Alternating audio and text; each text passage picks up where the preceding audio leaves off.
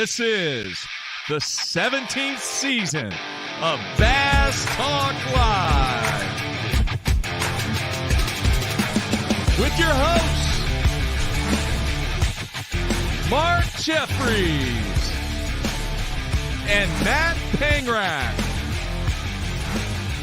BTL is brought to you by Lowrance, Bass Cat Boats, Zepco, Ducket Fishing, Strike King Lures, Sunline, Big Bite Baits, Spro, Exo Lures, Yamagatsu, The Bass Tank, and Denali Rods. BTL coming at you. Good Monday, everybody. Welcome to another week of BTL Bass Talk Live, where we're going to talk bass fishing and anything else that we want to talk about. Matthew, a very, very exciting weekend. This past weekend, all kinds of football going on. Got a little bit of basketball to talk about, so people don't get mad at me because there is a fishing reference into what took place this weekend in Purcell, America. All right. Okay. And then some pretty big news came down on Friday. I don't know if you know about this from a business perspective that we will get into here in a minute. In the fishing world. Yeah. Oh, yeah. A purchase, an acquisition? Not official, but there was a story that came out that is quite interesting, especially all of the turnover. And I don't want to say turmoil, but movement is a better term for this company that has taken place over the last few years. I might know what you're talking about. So, big news. No official announcement yet, but... So you're gonna we're going to talk about it, though? Or yeah. Oh, you can mention it? I can talk about it. We'll talk a little bit about it with our guest today. We're going to have Ken Duke on.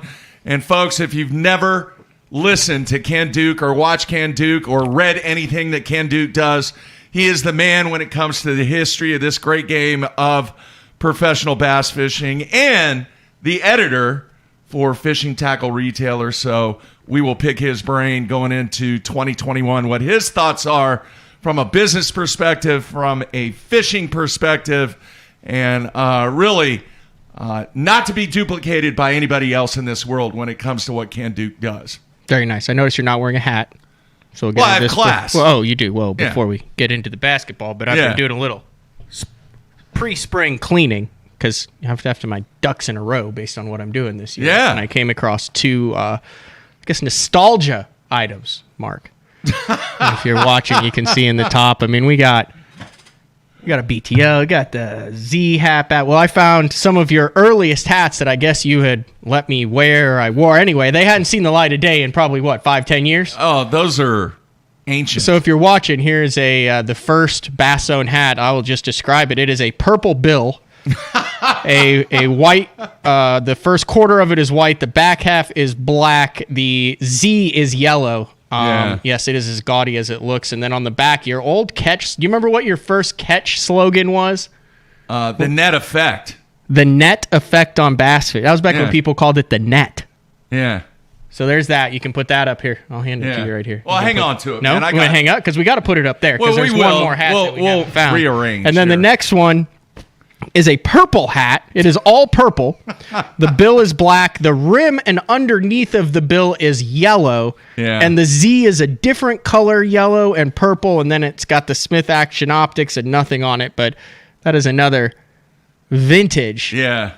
That was a Bass special Zone hat. That was a special run by a company called Top of the World.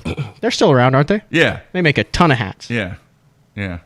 So anyway, so now you can add to. So then I thought you had one more. Did you have one more? I never found it up there. Oh, you didn't? No, It's the one that the most recent, which is probably still 10 years old. It's got the silver on the sides with the yellow Z. That one never fit my head right though. My ears always kind of stuck out on that one. Yeah, that first hat, the one with the black, purple, and white. It was. I love the old. Well, you had the Montreal Expos. I don't know if anybody remembers that baseball team. You had the Baltimore Orioles. You had the San Diego Padres. And then you had the Toronto Blue Jays that they did it for a little like while. a two-toned They cap. had that, the front, the crown where Yeah. it kind of came down, and I really liked that. And, top of the world, the guys definitely took care of me on that. And gave a bunch of those away. And now the questions come out.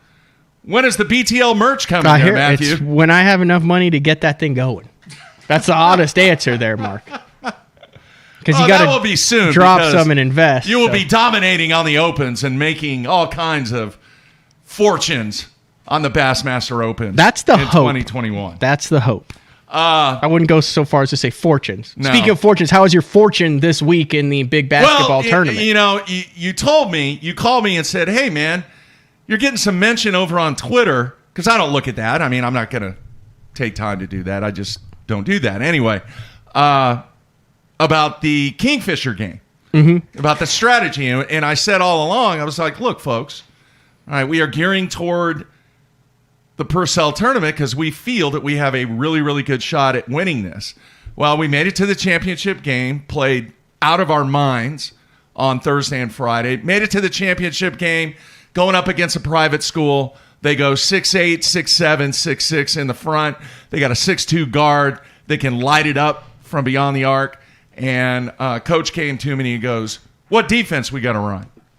And I watched a bunch of film, and I figured out a defensive scheme that was kind of like a 2-1-2.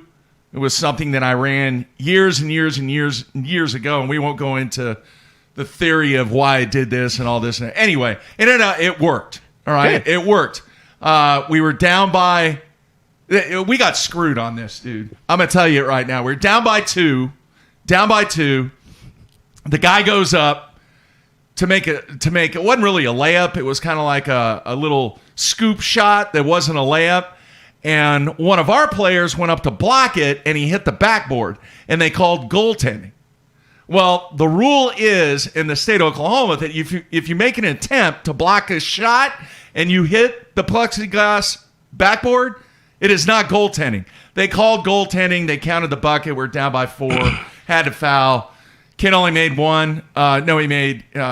We got fouled. We made 2 free throws. We're down by 2. We had to foul. He missed the free throw.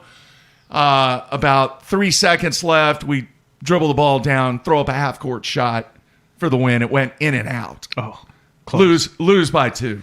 But really, really, really cool performance. And the fishing tie that I said I was going to mention on this, dude, it was so cool because I hear you talk about, and we have guys on this show that talk about numerous times about putting a game plan together based upon what the conditions are, right? Based upon what they have found in practice, right?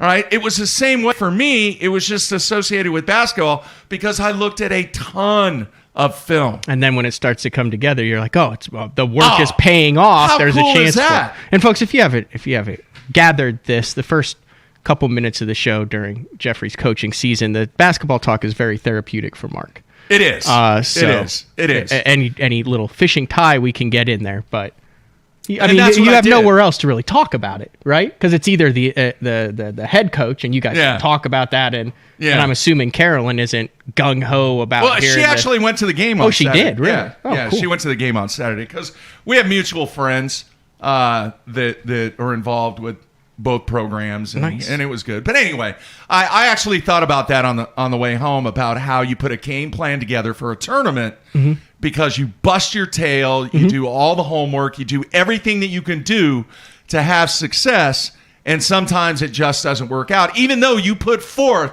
a massive, massive effort to get the victory. Now, all right, we've had this argument, we've had this discussion numerous times on this show. We didn't win. But did we win? You know what I'm saying? If you say yes, then this is a complete switch over the past, since May of 2019, over the past 2 years. In 2 years, you will have completely flipped and seen things from my perspective. And I thought about that, all right? And what I'm going to say is there is a difference between winning and failing. Does that make sense? In other words, I think failure is when you have a plan, you execute the plan, you do everything you could, but just something happens that keeps you from getting the victory. All right? You did not fail. Oh my gosh. You did not fail. I can't. Are you okay? Did you change your meds? No. I mean, no. you feel healthy? Now, you feel good? If you did not put together a game plan, if you didn't do your homework, if you didn't do all the research, do the Google Earth and everything else to put forth the effort to get ready for a tournament, and you go out and you finish 156th, you sucked. You failed. You didn't even come close. Right. All right? When the effort is there, when the experience is there, because part of the reason why I did that defense is because of the experience that I've had over the 30 years of coaching basketball. Now, you're not saying that you guys weren't winners. You were winners. No, we lost. But you weren't. But it was not a failure. It was not a failure, is what I'm saying. I got you. All right? Did we win? No. All right? Was it successful? No, because we lost. Right. But did we fail? We did not fail. Right. And I'm shocked that you have come to that conclusion. Now, I will say it this way. In a sport where you have only two teams and you either win the game or you lose the game, yeah, it's a pretty black and white outcome. You either win the game or you lost the game. And then there's that whole realm of what you were talking about. In fishing, I feel like it's even murkier on that you cannot win the tournament but still win by executing your game plan and accomplishing your goals. Yeah. So that's what I'm saying. For what Jason Christie said, if he comes out of Florida with a check or a top 20, he feels like, I don't want to put words in his mouth, but he accomplished his goal. That he would did not fail. But that would be the equivalent of a win in a team sport. A top 20 in Florida for Jason Christie. If you go back and listen to what he said. Now, a top 20 in Texas or Oklahoma would not be a win. Mm-hmm. You see what I'm saying? I get it. It's even more murkier in fishing. No, I get it. And a guy like Ken Duke that we're going to have on is very important in the sport because he can put into context in a sport where the greatest angler of all time, which we just had that debate, but KVD wins less than 13% of the time. Yeah. You need Ken Dukes to put into context when you have the guys go on the runs and stuff. Yeah. Yeah. To show who the winners are and who the losers are. Yeah. I think my argument years ago when I was like, oh, no, you failed, were they weren't watered down, but they were just, I tried to make it cut and dry. And the more and more I think that I mature, even in my old age, I don't become old and grumpy. I look at it from a much broader perspective on what you're trying to accomplish. I mean, folks, no, somebody said on the instant feedback, is this the 50-point blowout? No, it's not. This was the tournament following the 30-point blowout. Yeah, 39, actually. Anyway, this was the championship game of our last tournament before the state playoffs began at the end of February. But when you have a team and our tallest player, and height really matters in a high school. Mm-hmm. It does. I mean, this is not the G League or the NBA or Division I or anything like that. Height matters. And when you go 6'8", 6'7", 6'6" in your front line and then got a 6'2" guard that can shoot lights out from beyond the arc, it's like having a flipping bite and you got all the top 10 flippers on tour just looking at you dead in the eye going, hey, I'm going to kick your ass. Mm-hmm. It's the same thing. And you have to decide, are you going to try to outflip them or are you going to try to find something? Yeah. Yeah. No, I got it. So what we did, we disrupted what they like to do well. All right? And that's where the defense came in that I put in. Anyway, it was a good weekend, and I think that's a good comparison when you throw it back to the fishing size and maybe I'm starting to mature a little bit that brutal argument that we've had over the years. I'd like to refer to it as a discussion. Yeah. So, man, I was looking at the schedule, and tournament season's just around the corner. There's like a couple of weeks. There's a bunch of guys that are down in Florida already. Yeah. Yeah. And then the Opens are a month away. So it's getting ready to really, really hit hard in a few weeks. All right, yes or what? Yes or no? What's that?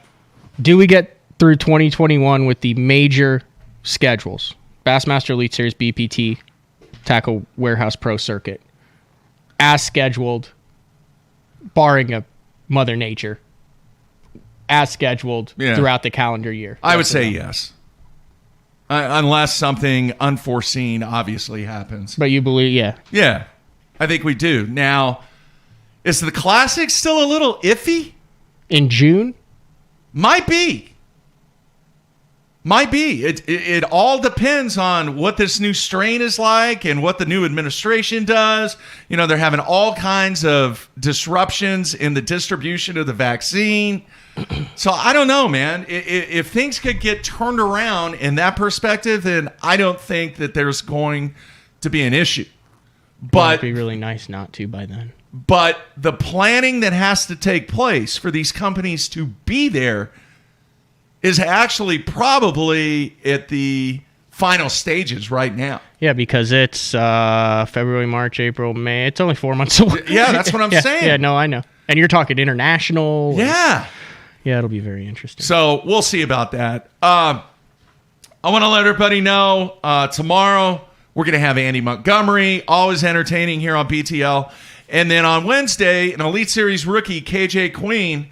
Very excited to talk to him. And then, folks, on Thursday, the show that everybody has been waiting for, all the requests that I've gotten from Frank Scalish, it's happening on Thursday. The Rogue Show is going to take place on Thursday, Matthew. I, obviously off air, have had like an hour-long talk with him about it. Yeah. About the Rogues and about all that. Now, listen, there's a number of... The Rogue is a niche bait. Like, would you not agree there's a time for a mega bass, there's a time for a mixed stick, there's a time for a pointer, and there's a time for a rogue? Do you not agree with that?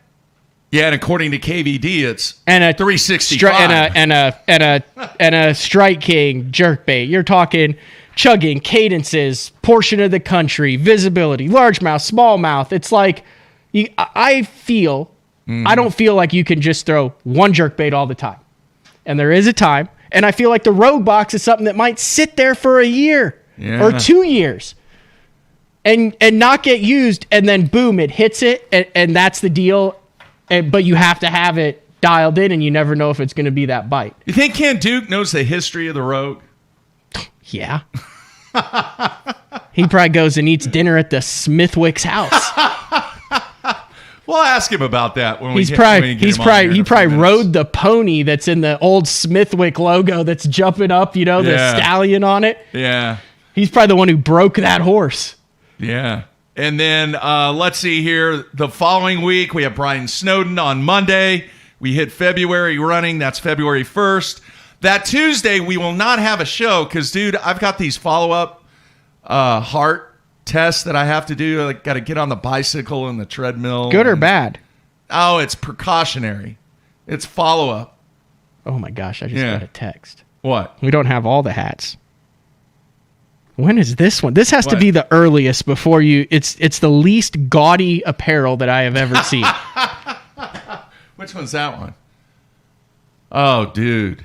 That is the original logo from... It would have been... almost 30 years ago. You know who sent me that? Who sent? Gene? Yeah. Yeah. And then I also... That's the other one that we're missing. I have that one. Yeah, so we have that one. So you're just missing Gene's. Yeah. Well, that one's obvious. I don't even consider that because that wasn't even the Z logo. That's the first. It doesn't matter. That's the first one. Logo. So if you got that one and the other one, that would be all five. Yeah. You think Gene would part with that, or would he make you pay for it? No. It's his? You think it's in his trophy case? He needs to keep. Do you have any of those? No. That's a piece of history right there. How many of those were made? Maybe a dozen. It looks brand new. It doesn't look like he really wore it out that much. Maybe a dozen. Oh, by the way, I did make contact with the guy that has the Gills Malash goalie stick. Yeah. Not willing to part with it. I wouldn't either. He said, but I would be the first one to call if he ever decides to get rid of it. And if he gets in a pickle? Yeah. Does Ken have memorabilia as much of a historian as he is? I don't know. I'm sure he does. Well, I would think that he would be showing off memorabilia, and I don't ever hear him talk. Wait, no, he's in the... Okay. He's in the queue. He's backstage, so to... Oh, no, he was just... Oh, yeah, he's got some sort of... What is that? I'm not sure what that is. That might be the very first classic trophy. The metal jug. Oh, he said bat now. Okay, so Ken does have memorabilia. Yeah, well, he heard that and we'll get jumped out of his seat and it just ran off screen, and now he's bringing armloads of things. We will get to him just in a few minutes after we take a break. All right, the last thing, Matthew, I want to let everybody know. 2 things coming up in February that you need to mark your calendar. The very first one, the first Music and Memory show, is going to take place on February 9th at 7 p.m. Central Time.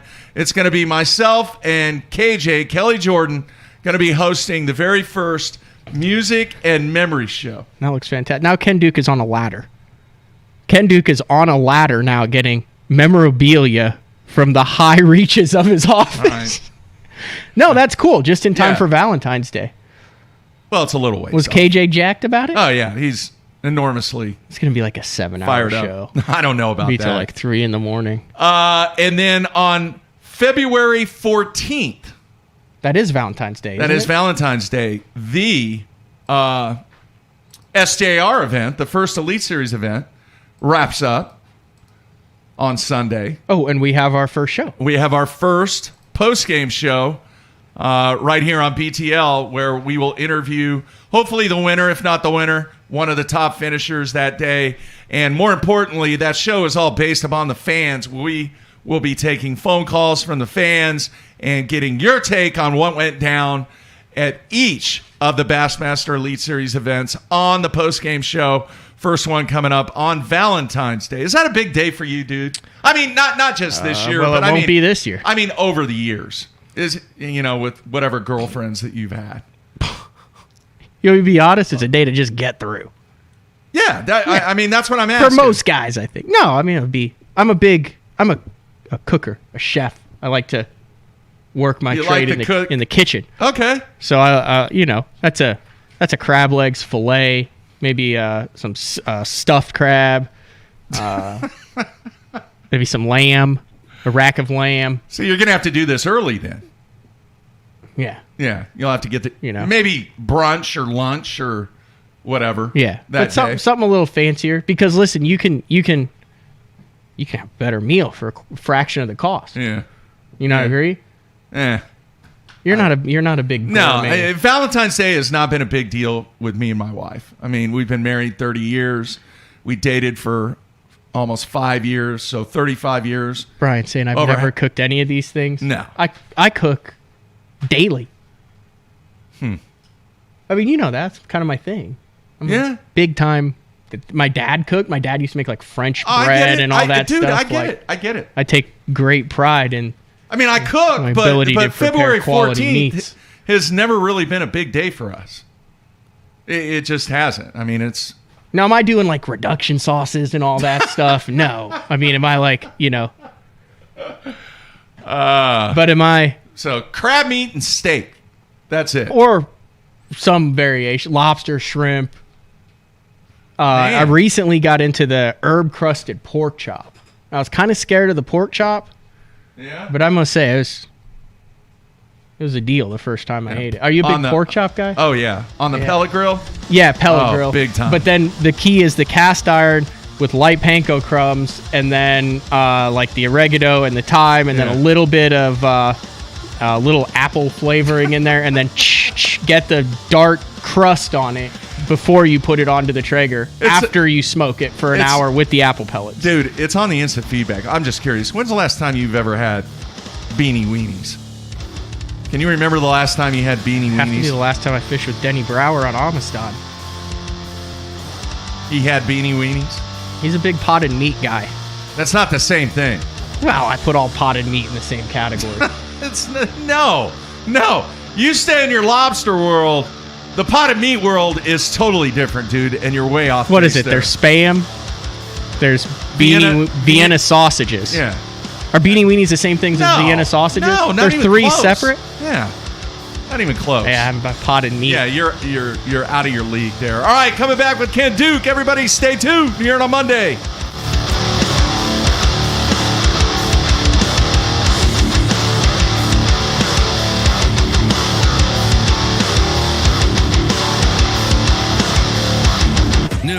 Active Target by Lowrance. It exceeded any and all expectations I had. It really opened up my eyes to things that I never knew happened.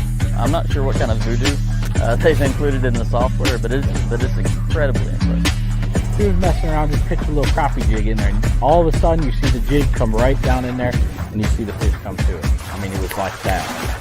It's just a complete different universe that we're taking this fishing to. There's no bass safe out there.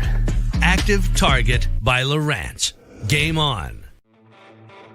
Basscat's legendary 20-foot platform has been paired with angler-approved accessories for 2021. Puma FTD features the proven hull used by many of the top names in bass fishing today, backed by a transferable lifetime warranty. The Puma FTD boasts a full team deck concept which enhances efficiency for you and your tournament partners. Turnkey tournament-winning performance. The Puma FTD SP from Basscat.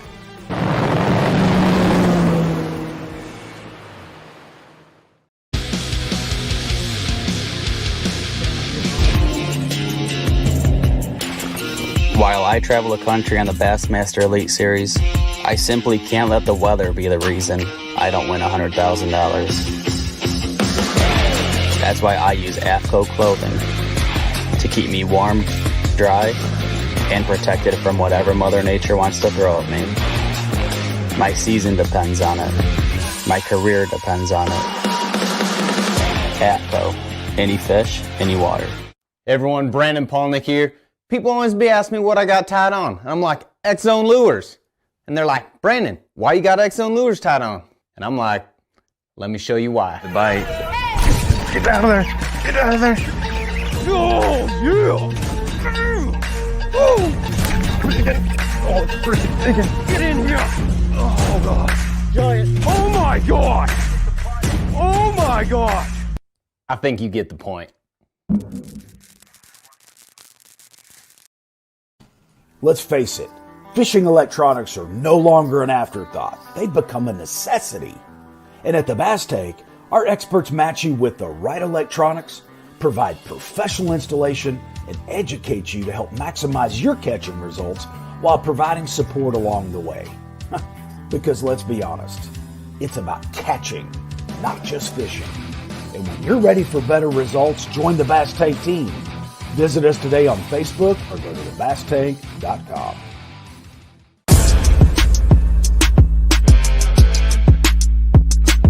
You've been waiting all week for this, and Sunline wants to make sure you're ready for it with bulk spools of all your favorite fishing lines.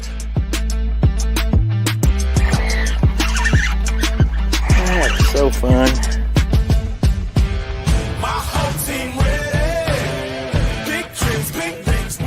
Bulk up with Sunline. Pro-inspired, pro-designed.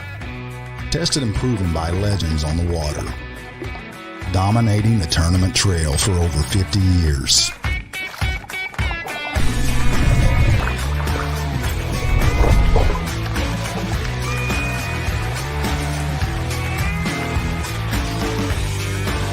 Everything you need, one legendary brand.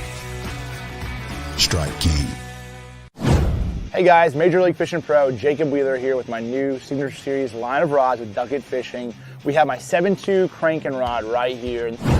Crankbaits can be very fickle, and having the right, having a lot of tip can be too much, and having not enough tip can, lose a lot of fish. So you really got to be careful. If there's one or two techniques that I'm really adamant about having the perfect action as a crankbait, especially like a square bill, a DT6, those medium running crankbaits in the springtime when those fish's mouth are pretty tough. That's when I'm really on top of having my actions just perfect.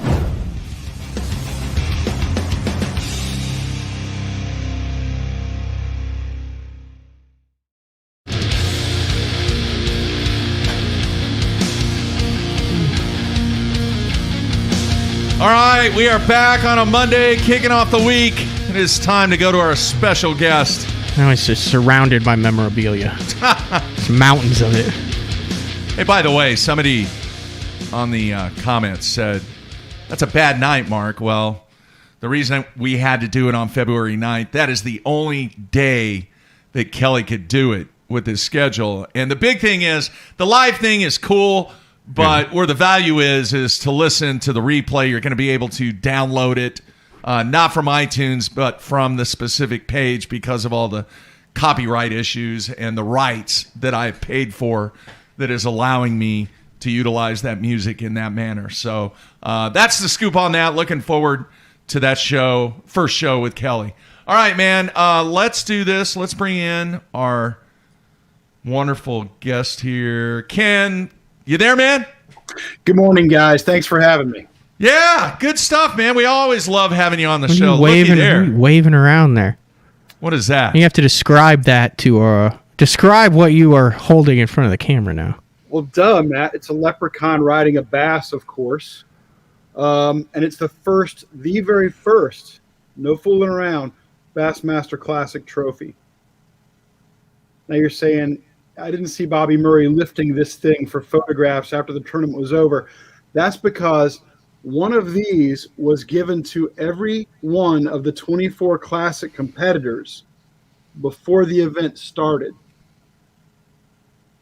And very few people know about this thing.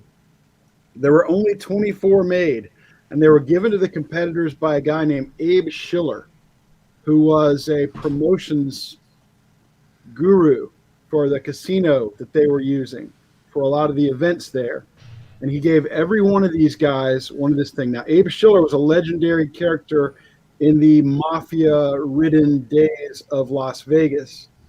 And he called himself the world's greatest Jewish cowboy. And he was perhaps more flamboyant than Ray Scott back in the day. And he gave every competitor one of these trophies. And if I can get the angle right, you can even see on there it says 1971 Bassmaster Classic, Lake Mead, Nevada.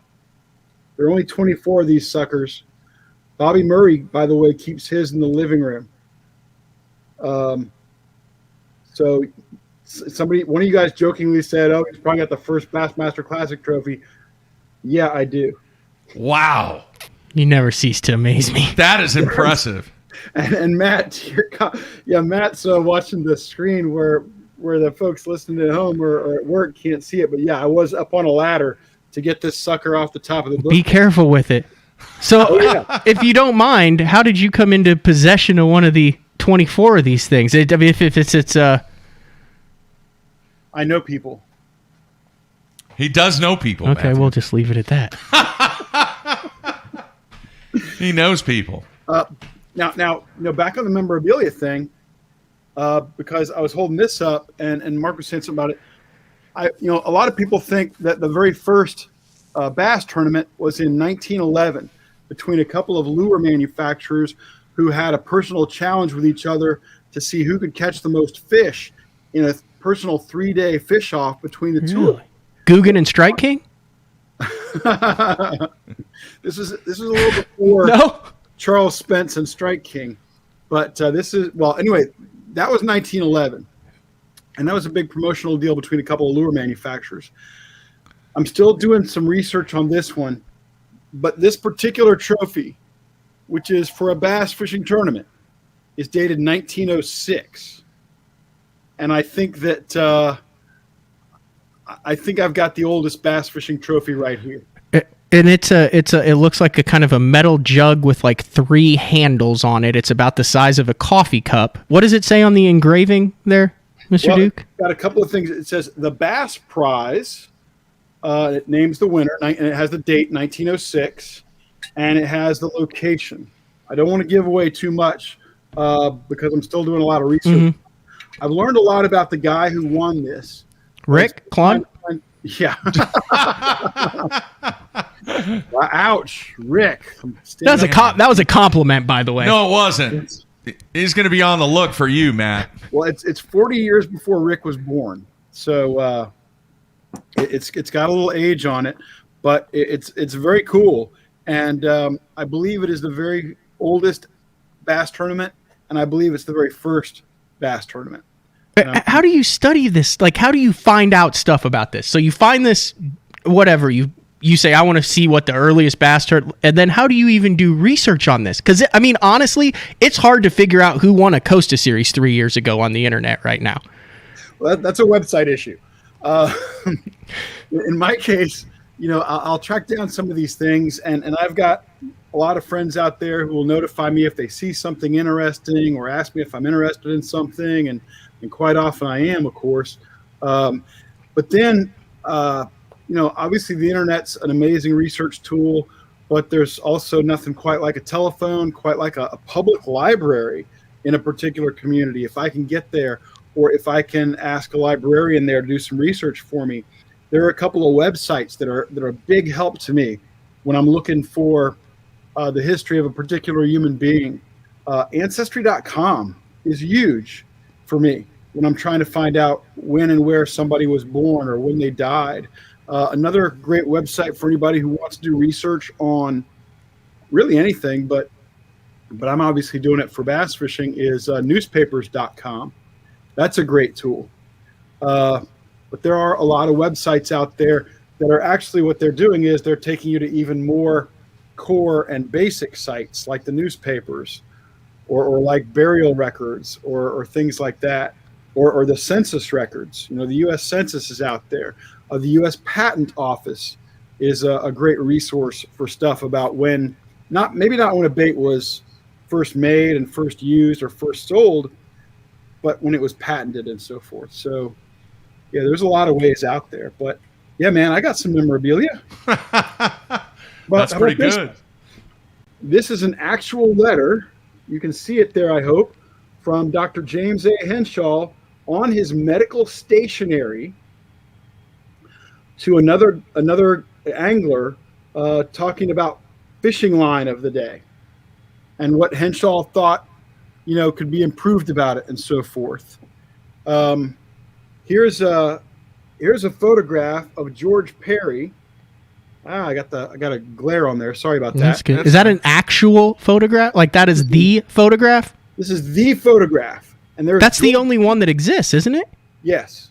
Wait, that's the photograph that everyone knows, where he's got for folks, where he's got the fish on the tackle box. Now that is not the world record, is it? No, it's not. What a lot of people don't know is that, what a lot of people do know is that in 1932, Perry's bass, claimed at 22 pounds 4 ounces, won the Field and Stream Big Fish contest.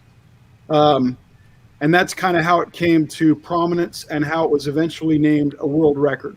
Because Field and Stream, which kept the freshwater fishing records back then and did until 1977, they didn't actually maintain world records until 2 years later, 1934. They said, hey, we've been running this contest for a long time now. Let's go through our records and declare world records in these categories for largemouth, smallmouth, rainbow trout, brown trout, whatever. And they checked their records, and although Perry's fish was not the biggest fish in their records, they decided that the ones that were bigger than his were less likely to be legit. So they named him the world record holder. So that's 1932. In 34, they named him the world record holder. In 34, he also won the Big Fish contest with a bass that he claimed at 13 pounds, 14 ounces, which is beyond a wild fabrication. More on this another time. I'm not trying to tie you guys up with memorabilia, but yeah, this is actually a photograph that George Perry posed for. This is his actual handwriting. He sent this to the Creek Chub Bait Company. I have a lot of the correspondence between Perry and Creek Chub from the 30s, the actual original correspondence, handwritten, notes in the margins, the whole 9 yards. I can show that to you now if you want to, or come on by. I'm deep in the recesses of the bass fishing history vault here. Yeah, that was badass. That's really cool. That's the best. That's the best interview opening. Just bringing heat right from the start. Yeah. Oh, you want to question my memorabilia? Yeah. He jumped on the ladder, Matthew. Jeez. Nothing like a fastball under the chin to start things off, right? Yeah. Thanks for sharing that, man. Yeah, that was awesome. That's really good stuff. All right, Ken. Come on over, guys. You're always welcome to take a tour. I'll be down in Florida in a couple weeks. Yeah. You're always welcome, Matt. How close are you to the Harris chain? About 45 minutes. Yeah, 100%. After one of the days of practice, I'll buy, well, it depends on how practice is going. Before I agree to buy you dinner, I got to make sure we're on a budget this year, Ken. I'm fishing all night. But anyway, we'll grab something to eat. Well, okay. What kind of potted meat is your choice? Oh, jeez. I've always gone big for the Vienna sausages. Okay. Know? I'm fine with that. But then I'll come over and I want to look at some of your stuff. Yeah, man. And you're always welcome. You know that. It's a really cluttered mess in here. It really is. When you mentioned memorabilia, the first thing I did was start looking around and thinking, well, what have I got? I have this stuff, but I don't know where it is, you know? And that's when I got up on the ladder. I thought you guys would enjoy the first classic trophy. I figured you'd enjoy Perry, Henshaw. I got some other stuff over here for another time. Ask him Brian's question, Mark. Brian's question. No, jeez. Maybe later. All right, Ken. No, we're moving on. I don't know why Matt had to say that. All right, moving on. Ken, we're almost into February. A lot of people are well aware of what the tackle industry went through in 2020. Would it be correct in saying that so many companies experienced record sales last year as a result of the pandemic and the COVID-19 situation? How would you summarize basically the industry, the tackle industry in 2020? And more importantly, what do you think we can expect in 2021? Well, as you guys were mentioning earlier, before you clicked me in here, the tackle industry has suffered tremendously in a lot of ways in 2020. I would say it was a lost opportunity thing because people were, in some cases, out of work. In many cases, had more free time and so forth. Fishing sales skyrocketed to unforeseen levels. And there were a lot of people out fishing. Now, that's the great news, obviously. The tricky part of that, or specifically for the world of bass fishing, a lot of those people were not bass fishing. Most of those people were pan fishing, cat fishing, fishing for something on the table, fishing for pure entertainment. And so the biggest sales in the fishing industry were actually for things like terminal tackle, little gold hooks for crappie fishing or cat fishing, bobbers, things like that. But the bass fishing world benefited as well because a lot of bass fishermen found themselves out of work with more time and stuff like that. So a lot of lures, some rods and reels, some lines and all, they got sold. The beginner stuff, the entry-level combo stuff, retailers could not keep that on the shelves. And that stuff did fabulously well. There was a massive supply chain interruption. So even though people were in a position to go fishing more, they were not always able to get all the stuff they wanted to go fishing. And that's kind of the sad thing, because a lot more stuff could have been sold had that been available to them, had the supply chains not been interrupted.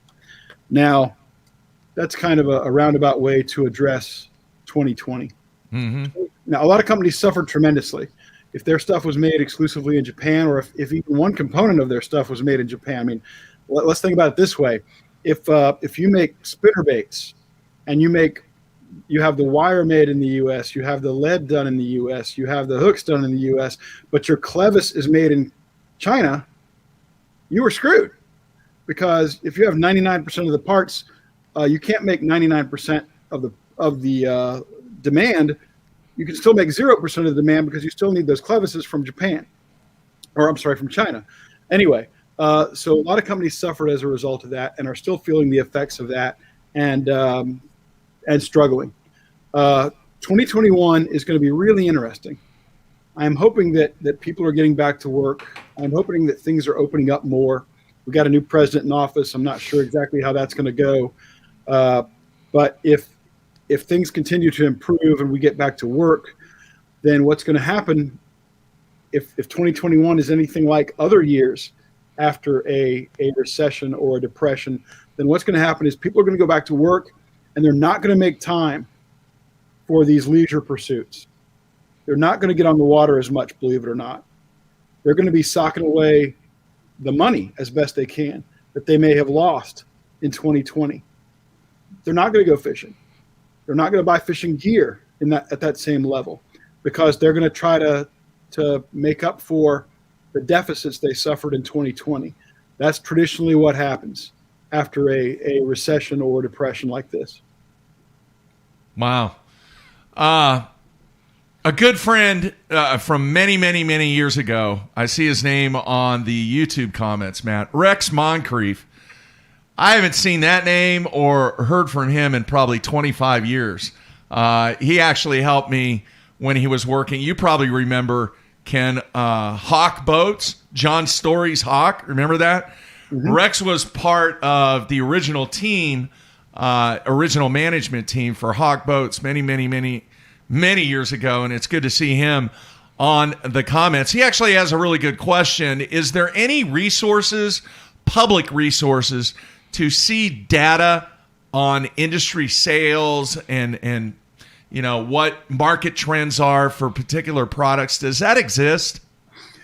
Yeah, there's a couple of places, but as far as public stuff goes, as far as stuff that you don't have to pay money for, your best resource is probably the U.S. Fish and Wildlife Service. They do a study. Unfortunately, it's only every 5 years. Mm-hmm. And they're going to be doing it this year, I believe, 2021. So that's going to be able to tell you a lot about license sales, not just nationally, but state by state. You guys might be interested to know because I'm shocked.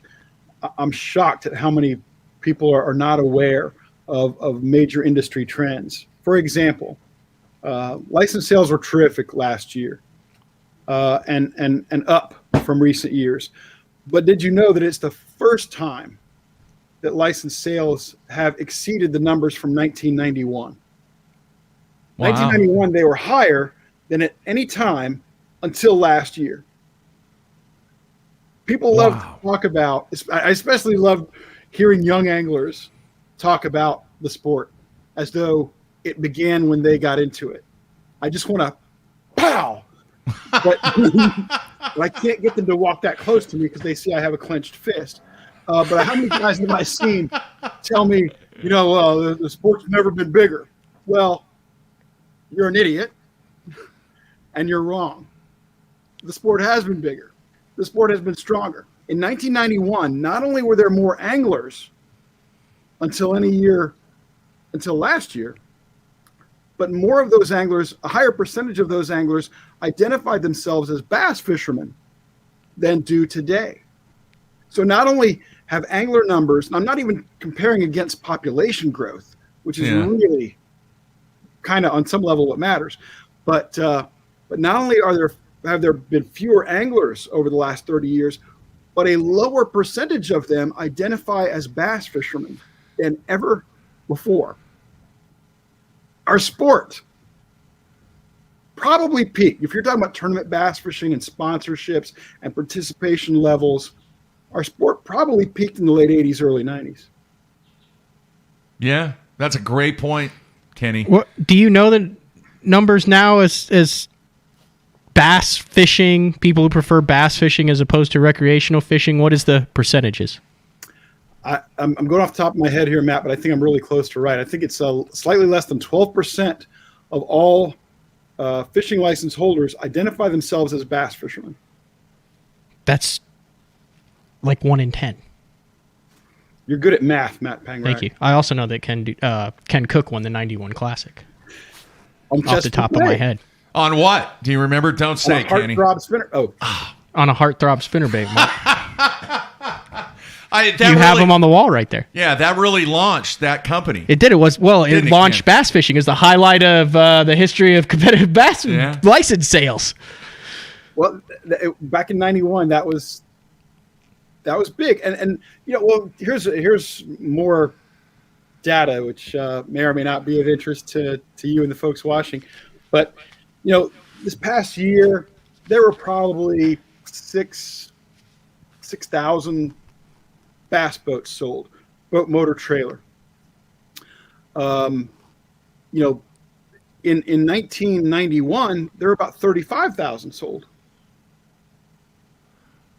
And I mean, that's a massive difference. Yeah.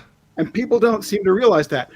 I used to get, before I, showed myself to be a raging maniac, which I always appear to be on your program, I used to get a lot of calls from young people who were interested in finding out about how to get into the sport and stuff. They'd find my email address or something and ask if they could talk to me for a few minutes about the industry. I'd say, sure, give me a call. couple of years ago, I got a call from this young man who was in college out in California. You know, he had tried the tournament route a little bit and wasn't successful, so he was interested in finding his way to a real job within the industry. Not that tournament fishing is not a real job, mind you. And we got talking, and it was clear to me that he had a woefully inadequate understanding of the numbers in the industry and the dynamics in the industry. And I said, well, how many bass boats do you think were sold last year in America? I said, fiberglass, boat, motor, trailer, 16-foot plus. And he said, oh, I don't know, maybe 1 million. And when I told him it was probably less than 6,000, I think I discouraged him so much. I had to end our call shortly thereafter, and I said, hey, man, give me a call back anytime. I never heard from him again, so I assume he's selling insurance now. Yeah. Wow. Real quick, I want to go back to something you said about when you thought it peaked. Now, on the show, and I would have guessed it would have been 04, 05, 06 with the Elite Series, and then the ESPN and all the shows and the ESPN Outdoors and all the giant non-endemic sponsorships. But you're saying that no, it peaked a half decade earlier. Would you not agree, Mark, that when we talk about, hey, when was the glory days of the tournament? And that was before me. That wasn't when I just got in. That was, before me. So explain. I'm saying it peaked a decade and a half before, because the Elite started in 2006. And what you're seeing, what you're talking about as the peak was the television and digital media, or was the television peak. Let's say that.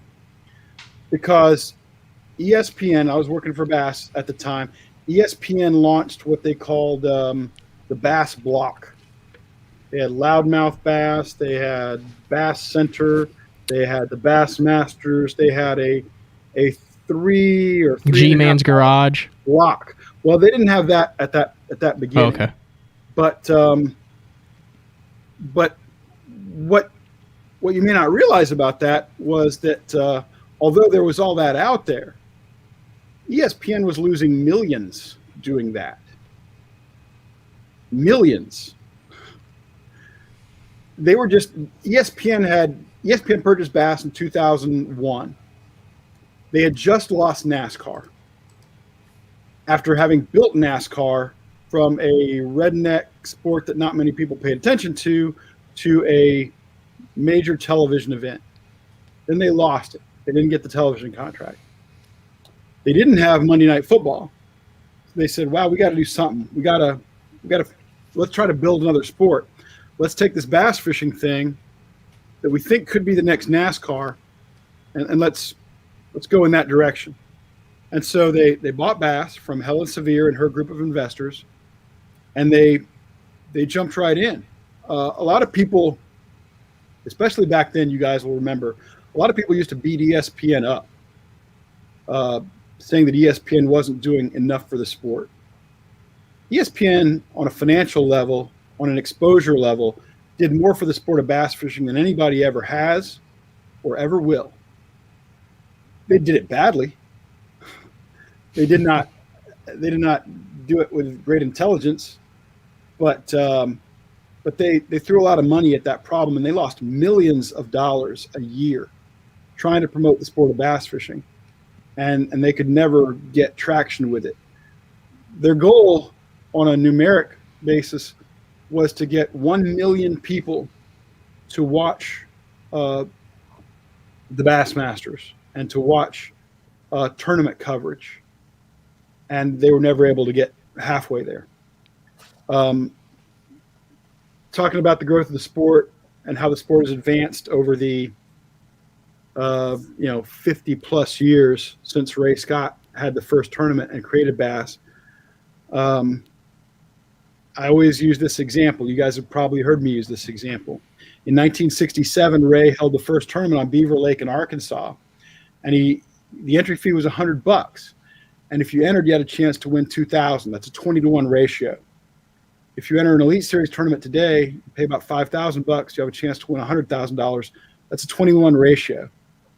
All they've really done is increase the entry fees. The Bassmasters television show debuted in November or December of 1984. It was a special about the Classic that Clun had won that year. When the Bassmasters aired the most recent new version, I'm not talking about a repeat, but when the Bassmasters aired its most recent new show, I don't know, a couple months ago, whatever, they had 300,000 viewers. The viewership has not grown at all in 36 years. The ratio between entry fee and payout has gotten worse. Mark and I remember the days when if you caught big fish in a tournament, you got a boat, motor, and trailer. Yeah. In addition, when Stan Sloan won that first tournament in '67, not only did he get $2,000, he got a trip to Acapulco with his wife and a bunch of other goodies. So the ratio between entry fee and prize is worse than when they started. The television ratings are no better. They're worse because there are, I don't know how many, there's probably at least 100 million more people in the U.S. now than there were when the Bassmasters debuted, but the audience isn't any larger. So when we talk about the growth of our sport, I sometimes wonder, what the hell are people talking about? All right. So why do you think that Fox wanted to dip their toes in this entity, Ken? Well, everybody's looking for programming, especially in these days when a lot of sports aren't happening. Yeah. If you can't get the basketball game you want or the football game you want or whatever, because a lot of these events are being canceled, then bass fishing can look really attractive. I'd also say that with regard to an entity like MLF, that's not your traditional bass tournament. Mm-hmm. That's a very different animal. And I like that programming. I enjoy that programming quite a bit. And the other thing I'll say, and this is kind of, you guys have seen this so much, whenever somebody new buys bass, whenever somebody new buys another tackle company or whatever, they don't do it because they think everything is perfect and we're just going to cruise. They do it because they think they have some brilliant plan for making it bigger and better. Now, do they have a brilliant plan for making it bigger and better? Time will tell. But everybody thinks they have a brilliant plan. I can tell you that if I took over MLF or BASS, oh my God, it would grow like crazy. Okay. I just hope that Fox does. Remember when they did the hockey, the NHL on Fox, and they had the fire streak behind the puck? Yeah. So people who weren't super, I hope they have that same streak when they boat flip fish. I hope there's a blue streak that's behind the fish as it boat flips. Matt. I think it would just be, the faster it gets boat flipped, the more it turns that tail turns orange. I like Wow. it. I like it. It's Wow. genius. Hey guys, just to tell you a little, I think it's a funny story about the days of ESPN and BASS. I would sometimes be involved in the meetings between the production people at ESPN and when they would come out to do an event.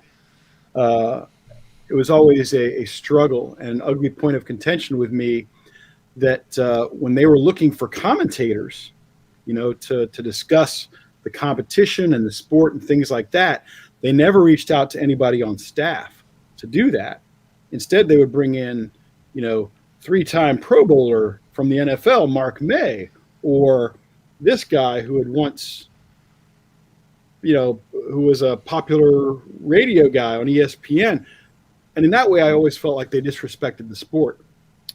Because they owned BASS, I felt like they had access to a bunch of tremendous resources, including a guy like Mark Jeffries, who is one of the absolute biggest, best experts in the sport then and now. And they chose not to do that, which I always thought was foolish and disrespectful. Instead of getting somebody like Mark or somebody at Bass, they bring in Mark May because he was really good at protecting the blind side of Joe Theismann. Hey, what is something that is just kicking ass right now in the industry that is like super awesome and good and way better than it's ever been? because I'm just throwing this. I mean, I've got 9 Bassmaster Opens coming up, and right now I'm just going to walk out. It's a selfish question. I'm just going to walk out the door with just this blank stare, going, "What have I done?" There's got to be some stuff that you're just like, "Man, this is way better than when I first started and didn't see the growth of this, and this is freaking awesome." Oh my God. Okay, here it is. And this is perfect for you, Matt. Don't. What is that called? Not pandering. Was it? Patron. Yeah, don't patronize me. I'm not patronizing you because this is right up your alley. This is actually right up the alley of anybody in the industry, no matter what their role might be. Never before in the history of the world has there been such a great opportunity for somebody in a business, whether it's making tackle or fishing tournaments, to promote him or herself or his or her products. This is your chance. And especially, you're a media whiz, man. You know how to do all this stuff. You have more tools available to you at a better price than anybody has ever had in history. All you got to do is find out a way to distinguish yourself, differentiate yourself, and you can make yourself a star. Guy in your position 30 years ago had to depend on big budget media, somebody who buys their ink by the barrel, like a Game and Fish magazine or a Bassmaster or something like that. No more. Now you can build your own star, and that's a big deal. And I don't see enough people. I see a lot of people trying it, but I don't see enough people doing it particularly well, or finding a way to differentiate themselves. When a new channel pops up, it'll usually come up somewhere, and I'll check it out, and I don't see a lot of great differentiation out there. So there's a wonderful opportunity for you there. All right. Ken, I got to ask you this, and then I want to get into the story that came out on Friday about the impact that it might have on the industry. We'll talk about that. But you being in Florida, Matt, you may not know this, but something took place over the weekend that solidified something that has never happened in the history of sports. Do you know what happened? And it has a Florida twist. Any idea, Matt? No. Any idea, Kenny? No. I'll tell you this. It has to do with the city of Tampa Bay. Okay. Yes. Okay. Now I know. What is it? What is it? For the first time, a Super Bowl participating team will host the Super Bowl. That is correct. But there's the rest of the story on Tampa Bay. Do you know what that is? You're mispronouncing it. Mark, you're mispronouncing the name of the town. It's Tampa Bay. Oh, whatever. I got you. No, but there's more to the story than that, Kenny. Do you know what it is? I do not. All right, for the first time in the history, and it's unfortunate because they did not get to host the championships in the city of Tampa Bay. But the Rays made it to what? Oh, the World Series. Yeah. Tampa Bay Lightning. The Tampa Bay Lightning made it to the Stanley Cup Finals. The first time in the history of sports that has ever happened. And then now, for the first time in history, you have Tom Brady playing a Super Bowl in the host town being the home team. So some crazy stuff there. Yeah, it is pretty cool. Very, very cool. And I'm less than an hour from Tampa, so if you guys come on down, it's the sports capital of the world. Who would have thought? Who would have thought? Who would have thought that hockey would have ever ended up in Florida? That's with multiple teams. Yeah, that's crazy. All right, Ken, let's get into this report that came out on Friday, and this to me is big news. And it's not actual news yet, but it was being reported by Angling International that Rather Outdoors was in the process of purchasing Zepco brands. How big is this if this does come to fruition? Well, it's a really big story, of course, and it's a really big business entity. And for anybody out there watching, listening, Rather Outdoors is the company that owns Lose and Strike King, among others. And to your point, Mark, yeah, it's I think it was reported in a European publication that transaction is coming down. I'm not going to confirm or deny, but I am going to say that an official press release is due to come out hopefully in early February. Mark Copley, I'm talking to you. Remember, I get it first. But it's a big story. I mean, and it's another example of the tackle industry becoming smaller on some level as things consolidate, as private equity, which is what Rather Outdoors is, as Yeah. private equity takes on yet another company. And Bradley was the company that owned Zepco Quantum. If it moves over to Rather Outdoors, then that's another big company owning this big company. But they're putting together quite an arsenal when you start thinking about Luz, Strike King, Zepco, Quantum. It's an interesting situation. Yeah. Does Zepco still dominate the market in entry-level push-button tackle? Not the way they once did. Not like they once did. Companies like Shakespeare, other pure fishing brands have certainly made inroads in that area. But I think anybody the age of me and Mark, and also even as young as you, Matt, we all caught our first fish on a Zepco, right? Yeah. And that's probably become less true in the last 20, 25 years. But Zepco is still a household name among beginning anglers. Yeah. And I expect that's going to be one of the things that they push to maintain. You know, we talked about it a few weeks ago, Matt. At one time, the pro staff that Quantum had under the leadership of John Kushnerick was an unreal pro staff and probably one of the best pro staffs in the history of fishing. Would you agree or disagree, Ken? I'd absolutely agree. I mean, that they were huge beginning in the 80s, and on until very recently. And even very recently when they had guys like Van Dam and Casey Ashley and Shaw Grigsby and Gerald Swindle and Gary Klein and Greg Hackney and on and on and on. They had all those guys until very recently. They had a pretty big deal. I mean, there have not traditionally been a lot of major players in the rod or especially in the reel category, but they had some big names. Yeah, a lot of questions on the instant feedback and on the YouTube comments. What can you tell us about the Guggen bait situation? Do you know anything about that you can tell us? I don't know if they're talking about something specific or how Guggen as a company seems to be doing in the region. Well, I think they're sold recently. Yeah, a portion of it was sold. Do you know anything about that? Can you say anything? I don't have any specific information beyond a rumor on that. I really don't have anything to say. I can tell you that I think that brand has been far more successful than anybody anticipated. Who, since we talked about history to open the show, who would you say the first big-time title sponsor? Like, they're paying that guy this much. Like, was there, we've seen the patches and stuff, but who was the guy who got the first title sponsor in bass fishing where a company went, we're going to put a lot of resources behind that guy? I think you can go back to the late 60s and say it was probably guys like Bill Dance and maybe John Powell at Crean.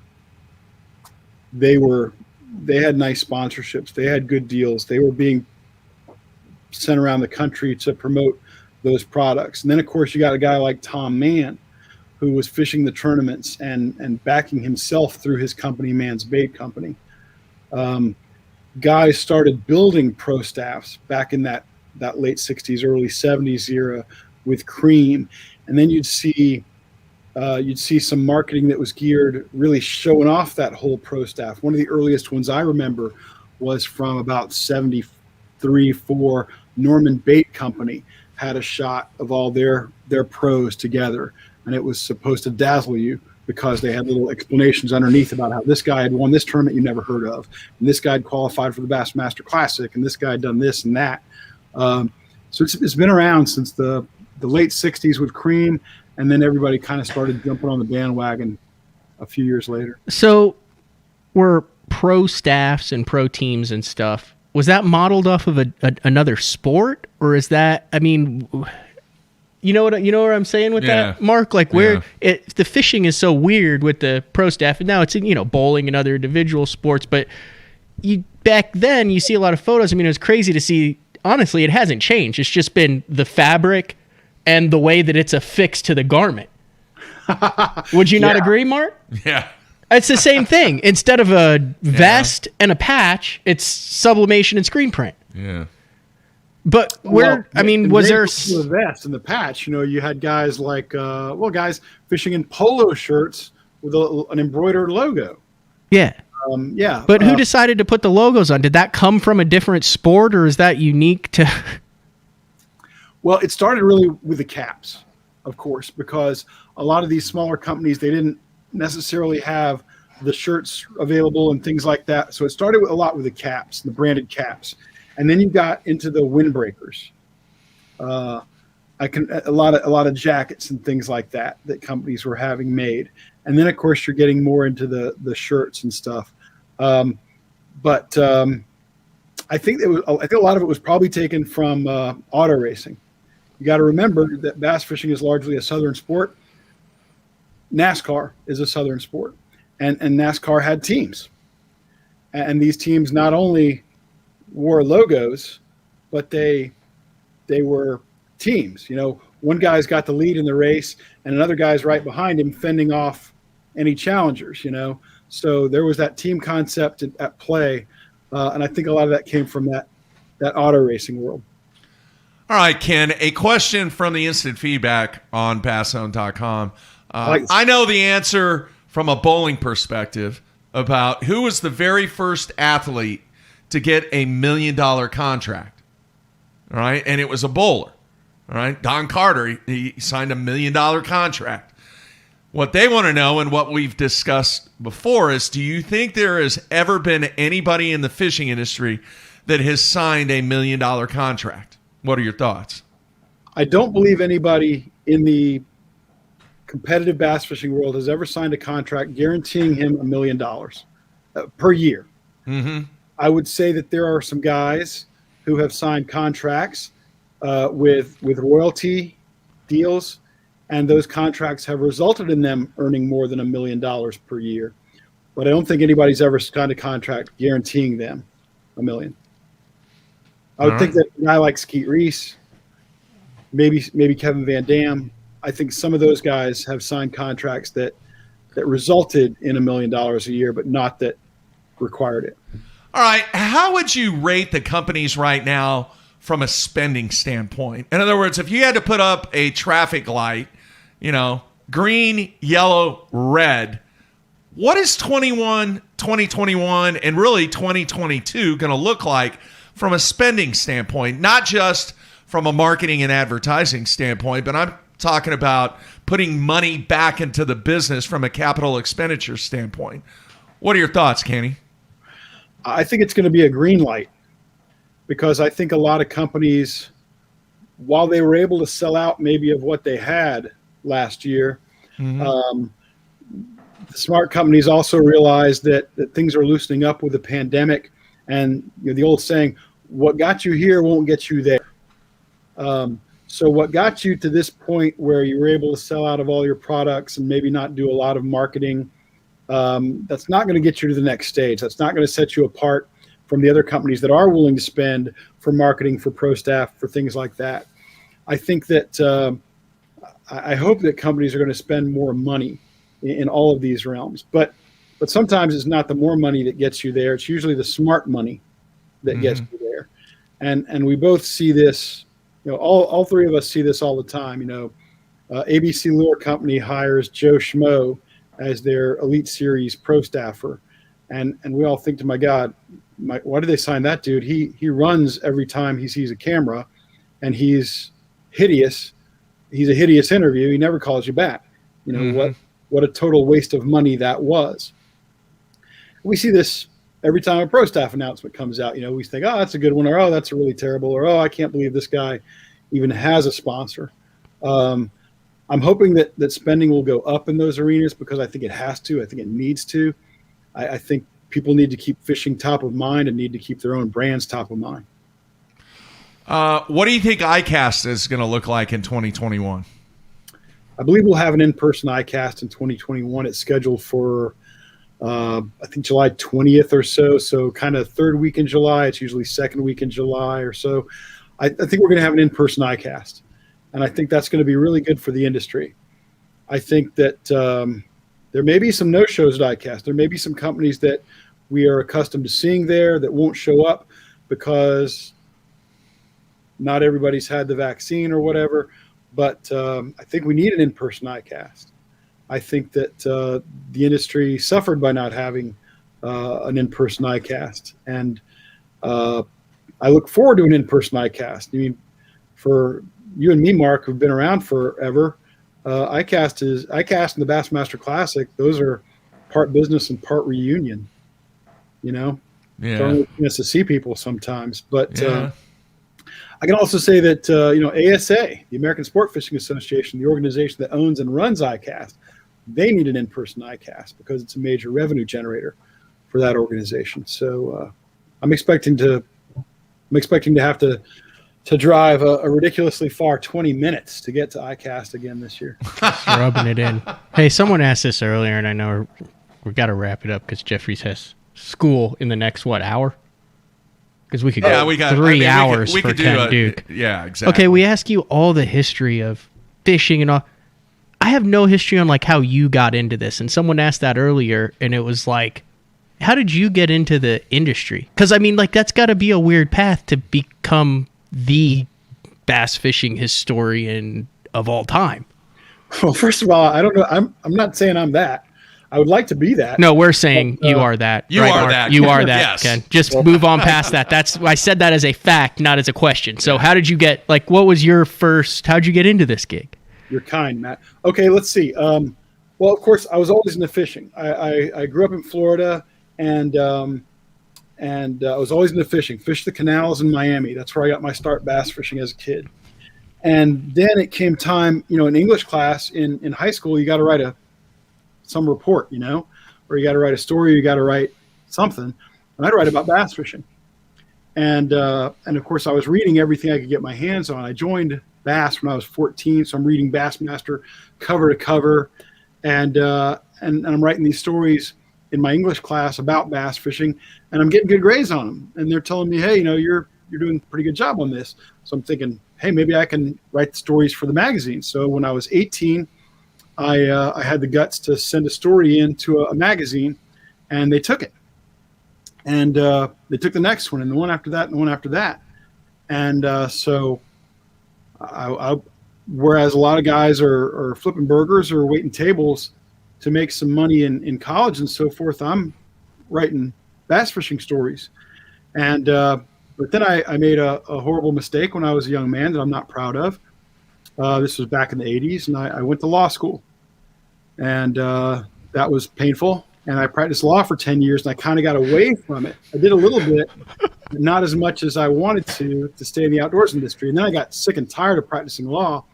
And so I started thinking, well, how can I turn fishing into my career?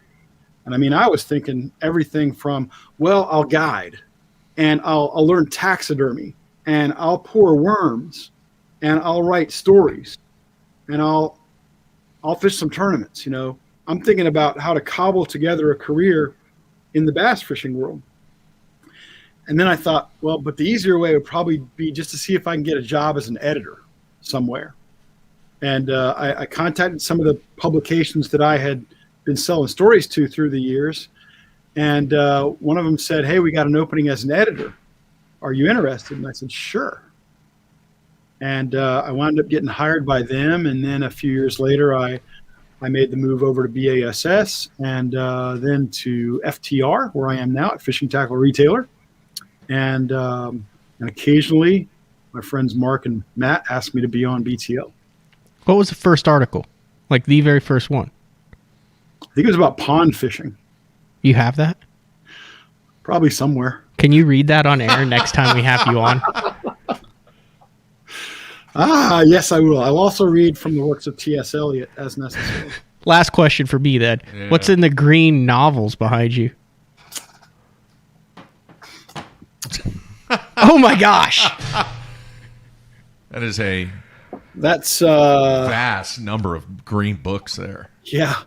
And they're all, they're all chock full of everything I can find about world-class size largemouth bass. Wow. Because I'm always collecting as much material as I can on the world record. Is this your life's project, Mr. Duke? I mean, dude, as long as I've known you, you've always the conversation will always kind of come back to this at some point. Not tournament fishing, not the history of tournament fishing. Like, there's something with you and documenting big bass and the history and the quest to chase it and all the different storylines and tentacles. Dude, this is your life's work. You need to just admit it at this point. My name is Ken, and I'm a world recordaholic. Yeah. No, Matt, you know me well enough to know that, but I think most of your audience, if they're familiar at all with the work I've done, the writing I've done, whatever, they probably think I'm a tournament guy. And I don't want to dispel that thought either, because I love tournaments and I think about them a lot. But yeah, I'm probably at least every bit as interested in the world record as I am in bass tournaments. And but I don't want to. Is that my life's work? Yeah. I envision one day writing this history of the sport. And it would be multiple volumes, and it would bore everyone to tears, and it would not make a dime. But I still want to do it. But is that my life's work? Yeah, that's part of it. My problem is this, and you guys know me well enough to know this about me. My problem is I work a little bit on this, I work a little bit on that, I work a little bit on the other, and my goal is that all these things will at one time eventually converge, and I'll wrap them all up in a beautiful bow, and they'll be done. But the truth is that because I've not focused on any one aspect of it, I'll certainly die before I finish any of them. That's not a positive way to think. I think you'll get it done. I think it'll work. I mean, is it true that you have books, just detailed books with records and all sorts of stuff that maybe 10 people on Earth have seen? Yeah. I mean, you're one of those 10. I am. It's freaking cool. I'm not even sure I've shown you much more than the tip of the iceberg on it, because if I showed you all of it, you'd run and No, you showed me one time we were somewhere and a caterer walked past and you just slammed the book shut. No. I'm just kidding. Wow. All right, my last question, Ken, and a lot of people on both the Bass Zone and YouTube want to know, do you think we'll ever see a world record caught, say, within the next 5 years? No. Okay. And my rationale for that is, it's interesting you ask, because I wrote a story for Game and Fish West not long ago. I'm not sure it's even run yet. I don't think it's even run yet. But I was checking about record bass in California. And, of course, for the last 40-plus years, we've all been led to believe that the next world record largemouth would come from California. Mm-hmm. And so this particular assignment gave me a chance to talk to a bunch of guys in California about the record. And, they're usually all gung-ho about it and everything. But what I learned was that a lot of the resources, especially things like the trout stockings and so forth, that was helping to inflate the weight of these fish out there, they've stopped. They're not being supported by the state or the counties anymore. I asked several state fisheries biologists in the state of California, I said, is there a world record largemouth bass swimming in the state of California right now? They all said no. That was shocking to me. Because usually if you ask a guy in Nebraska, they'll say, oh, yeah, we're at this pond behind Joe Bob's barn. So you got against Nebraska. Wow. Sorry, Nebraska. Yeah. Wow. You know what I mean? Yeah, I get it. Yeah, I get it. So all right. I was shocked to learn that. Now, and I was not only shocked but disappointed. And when Carita caught his 22.5, which in my mind is the world record. When Carita caught his 22.5, he said he caught the smallest fish in that school, and that he could break the world record, he thought, any day. Well, that was 12 years ago, going on 12 years ago. And no other fish has come out of Lake Biwa in Japan like that. So I don't know, but if you're asking about the next 5 years, I say probably not. In your research, do you think there is? How many world record fish do you think are swimming in the United States? In the United States of America, 22 pounds 4 ounces or bigger. I guess it'd have to be 22.6 to actually be to break the record. Yeah, to break there. How many 22 pound 6 ounce largemouth bass are in the United States swimming freely?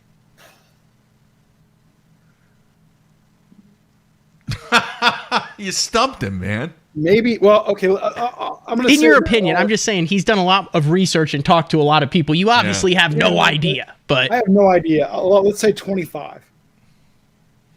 Let's say 25, and that might sound like a lot until you realize that. Well, there's a 3-pounder swimming in Grand Lake. Go catch him, but not any 3-pounder. This specific 3-pounder that I want you to catch. How many of those world record bass are in the same lake? You don't have to say lake area or anything, but I mean, if there's 25 of them, are there 24 in one lake and one in Nebraska? I would say that there are multiples in several lakes and one in some lakes, but I have no idea.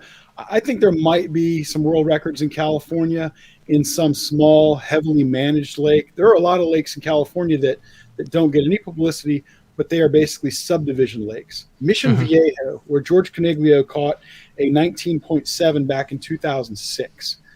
That's a subdivision lake. If you're not a resident, you're not allowed to fish there. If some group were to seriously manage that, were to stock trout in that thing regularly and so forth, then you could grow a world record there, and you might have 2 or 3. But that's a lot of work. Then you got guys historically like a Porter Hall, who for a while in Mississippi was trying to grow a world record. Glenn Lau tried to grow a world record in Florida. To my knowledge, none of these people have ever come very close. So, yeah, I think there are some world records out there. I think that there are multiples in some bodies of water. Maybe Biwa's got more 22.4 pluses. There's no way just a guy goes out and is fishing his weekend tournament and catches the world record, though. Might. I mean, it just seems the way it's done. This is going to be a guy who is either grown it, knows it's in there, targeted specific circumstances for it to work. It's not like, I just twitched the jerkbait down there and 22 pounds 6 ounces later. Right? Would you agree? Well, no, because no? But not in a big way. This is not a big disagreement. This is a minor disagreement. Here's what that tournament guy is going to have to do to catch this fish. He's going to have to get perhaps even a lot luckier than the trophy chaser. The trophy chaser is going to go out there at key times when he can probably find the fish on a bed, where he knows the fish is, on a body of water that he's done some research on to make sure that it holds that quality of fish. The tournament guy is going to have to get super lucky. He's going to have to find a tournament that's scheduled on the right body of water. The moon phase hits him right. Everything comes together, and he just stumbles into the right pocket where that fish is getting ready to make a bed. But yeah, absolutely, that guy can do it. I mean, Perry stumbled upon that fish. Carita, on some level, stumbled upon that fish. There have been, the world record spot for a while had been caught in a tournament. It's been eclipsed, but the people who catch these records are rarely targeting these records. One more, Mark, then you can close it out. With everything that we've seen in the recent times, with all the big trophy hunting and social media and stuff, can a world record legitimately be caught without a massive cloud or questions over it if it's not a cast to catch on camera catch? Yeah. Yes. Carita's catch, of course, was not on camera cast to catch. Carita jumped through all the barrels and everything to get it done. He was polygraphed by the Japanese Game Fish Association, and his world record application, according to Jason Schroutweiser of the IGFA, who's now president of IGFA and who was running the world records back then, told me that Carita's application was the cleanest he had ever seen. I think that it could be done without too much unnecessary speculation, but a lot depends on who catches it. If a guy who's got a lot of speculation swirling around him and a lot of controversy swirling around him catches it, then that's going to be a problem. There have been a lot of guys who have been accused of various. If Mike Long catches it, then we got a problem. We'll leave it at that. Yeah. All right. My final question about this, Kenny, and then we'll let you go. whoever does, if it does happen, catch the world record, is that fish worth at least $1 million? Yes or no? Yes, if. Can I continue? Yeah. Okay, yes, if. Kurita did everything wrong. Kurita did everything wrong. He caught the fish in Japan. He needed to catch the fish in California. He didn't speak English. He caught it on live bait. He caught it on tackle products that were not available in the U.S. Wow, if that's a recipe to make $1.75 on a world record, he found it. But, if you go out there and you catch the fish in the U.S. and you can speak English and you're pretty good at handling interviews and so forth, and you're willing to make some public appearances and you catch it on the right gear, then you can make $1 million. And Matt, if you go out and catch that thing this weekend and somebody asks you what you caught it on, you say, I'm calling you before I say anything to anybody. I said, hey, I'm retaining your services. The correct answer is I caught it on a prototype of my own design. Oh, that's even smarter. Nice. Very nice. Yeah. All right, Ken, we're going to let you go, man. Super, super thankful that you taken time to spend with Matt, myself, and the fans. I know the fans appreciate you immensely on this show. Guys, I have so much fun doing Bass Talk Live. Let's do a real world record show one of these days. I thought we were going to talk about industry stuff. Let's do a real world record show. That would be great. We will get that in the books, Kenny. All right, real quick. Are you going to be around your place? Are you going to be available around noon your time today? Absolutely. For Mark Jeffries? Yeah. Well, I don't know about that. All right, I'll give you a call around noon. I'll hold the phone in my ear until you call. How about that? All right, Ken. Great stuff, man. I will talk to you here in about an hour, but best of luck to you, and we'll talk soon, dude. Take care, guys. Thanks See ya. for having me. Appreciate it. I'll see you in a couple weeks.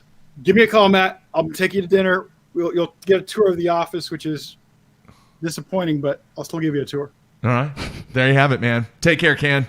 Take care, guys. See ya. Ken Duke, folks. The original, and will probably never be duplicated, dude. The man just knows everything when it comes to the world of bass fishing history and stats and everything else. So, good dude, man. Yep. Really, really good dude. Great for the sport, too. All right, tomorrow, Andy Montgomery, as I mentioned, then KJ Queen on Wednesday. And, folks, get ready. The Rogue Show with Frank Scalish on Thursday. I know a lot of people are looking forward to that. You going to bust out your Rogue box? I might. And You then got he'll some old school. just laugh at it. I sent him a picture of mine. What'd he say? He said, ooh, you have some good ones. And then he called and told me why they were good. And then said, but we can't talk about that on the show. Okay. But then the more we talked, he was like, screw it, I'll talk about it. All right. So we might get some juice on Thursday from I'm sure we're going to get Frank some juice. Scalish. Good stuff there.